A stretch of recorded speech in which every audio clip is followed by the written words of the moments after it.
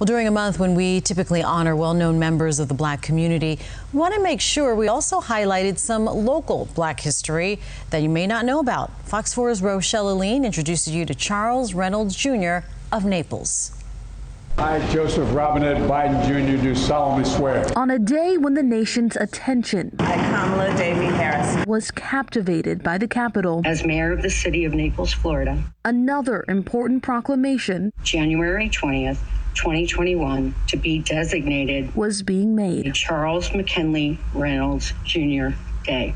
To understand the honor and the man at the center of it all, we have to go back to 1937. He had most unusual beginnings because he came from Albany, Georgia.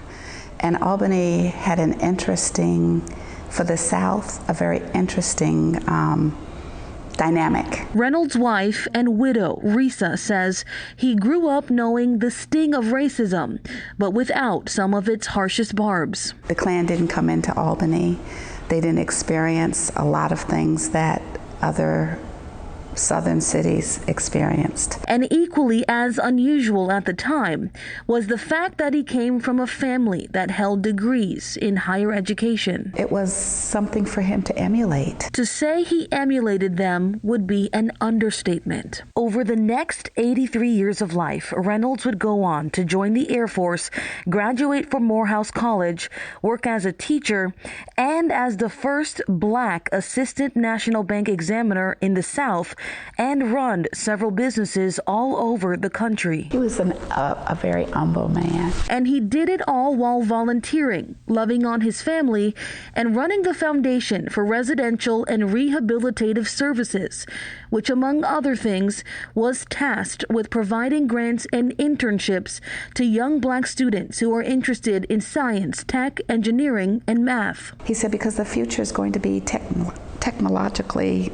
driven. Risa says he also mentored anyone in his line of sight and even developed an acronym to help make things easier. RICE was like his mantra: respect for self and others, integrity, doing the right thing when no one else is looking, competency, always being competent, doing the best that you can at what you do, and excellence. He didn't accept less than excellence from anyone because he didn't accept it from himself. It's a philosophy that served him and many mentees well over the years.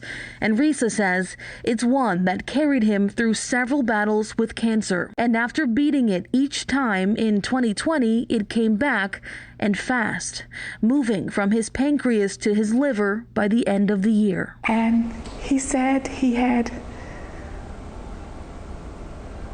his talk with God, and he had come to the conclusion that he knew that it was not going to be much longer. He told me to be strong. And even while facing the end head on, Risa says her husband, ever the mentor, taught the RICE method to hospital staff. I remember coming in and there were two physical therapists there working with him one day.